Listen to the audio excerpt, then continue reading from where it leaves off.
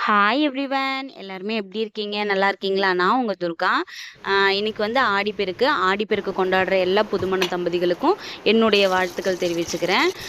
இன்னைக்கு வந்துட்டு நம்ம என்ன ஸ்பெஷல் பண்ண போறோம்னா, ஃபுல் அண்ட் ஃபுல் வெஜிடேரியன் தான். இப்போ சாப்பாடு வச்சாச்சு. இப்போ நம்ம என்னென்ன பண்ண போறோம்னா, சாம்பார், அதுக்கப்புறம் உளுந்த வடை, பருப்பு வடை, அதுக்கப்புறம் பயறு வந்து பீன்ஸ் மாரி ஒரு பயறு இருக்கும் இல்லையா? அது வந்து பொரியல், பாயாசம், பால் பாயாசம், சர்க்கரை பொங்கல். இதுதான் இன்னையோட ஸ்பெஷல் நமக்கு. இப்போ வந்து சாம்பாருக்கு வந்து முருங்கைக்காய் கத்திரிக்காய் போட்டு சாம்பார் வைக்கிறேன்.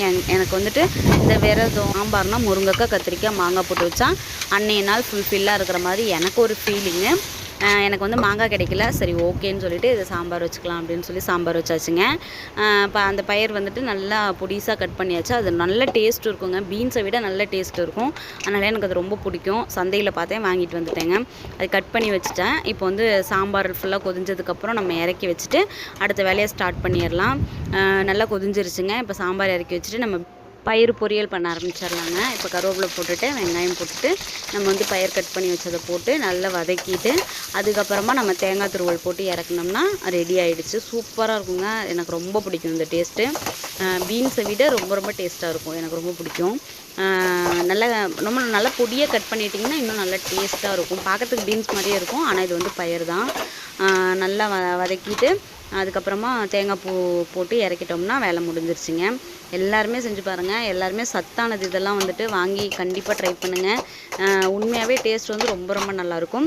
நம்ம இப்போ சமையல் வேலையெல்லாம் முடிச்சுட்டு கோவிலுக்கு போகணுங்க. நான் வந்து இங்கே பக்கத்தில் இருக்கிற கோவை பழனி அப்படிங்கிற ஒரு முருகன் கோவிலுக்கு தான் போவேன். அங்கே வந்து எப்போவுமே ஸ்பெஷலாக இருக்கும். இந்த மாதிரி விசேஷங்களில் வந்துட்டு இன்னுமே நல்லா இருக்குங்க. பாருங்கள், இன்றைக்கி உளுந்த வடை நான் சூப்பராக மாவு அரைச்சேன். நல்லாவே வந்திருக்குது. மேக்ஸிமம் வீட்டில் போடும்போது நிறைய பேத்துக்கு வராது.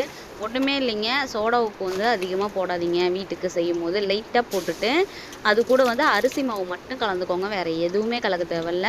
வடை வந்து ரொம்ப மொறுமொறுன்னு இருக்கும், உள்ளே நல்லா சாஃப்டாக இருக்கும். அடுத்து வந்து பருப்பு வடையும் நான் போட்டுக்கிட்டேன். பருப்பு வடை வந்து நீங்கள் அரைக்கும் போதே வந்து 1க்கு 2 அரைச்சிங்கன்னா தான் பருப்பு வடை சாப்பிடும்போது நல்லா இருக்கும். பாருங்கள், எல்லாமே செஞ்சாச்சு. எனக்கு பாயாசம் வைக்கிற வீடியோவும் சக்கரை பொங்கல் வைக்கிற வீடியோவும் நல்லா எடுக்க முடியலைங்க. இப்போ வந்துட்டு பால் பாயாசம், உளுந்த வடை, பருப்பு வடை, அப்பளம், சாப்பாடு, சாம்பார், அதுக்கப்புறம் சக்கரை பொங்கல், பொரியல். இதுதாங்க இன்னி ஆடிப்பெருக்கோட நம்மளோட ஸ்பெஷல். வாங்க சாப்பிட்லாம். சரி, இப்போ நம்ம கோவிலுக்கு கிளம்பிடலாமா? நான் கோவிலுக்கு கிளம்பி வந்துட்டேங்க. இப்போ வந்து பாருங்கள், சூப்பராக இருக்கும். பாருங்கள் எவ்வளோ எவ்வளோ சிறப்பாக இருந்ததுன்னு. நாங்கள் போன டைம் வந்து நல்ல ராஜ அலங்காரத்தை பார்த்துட்டு சூப்பராக அன்னதானம் சாப்பிட்டுட்டு கிளம்பியாச்சு. இந்த மாதிரி யூஸ்ஃபுல்லான வீடியோஸ்க்காக நம்மளோட சேனலை லைக் பண்ணுங்கள், ஷேர் பண்ணுங்கள், கமெண்ட் பண்ணுங்கள், அப்புறம் சப்ஸ்கிரைப் பண்ணுங்கள். பாய்.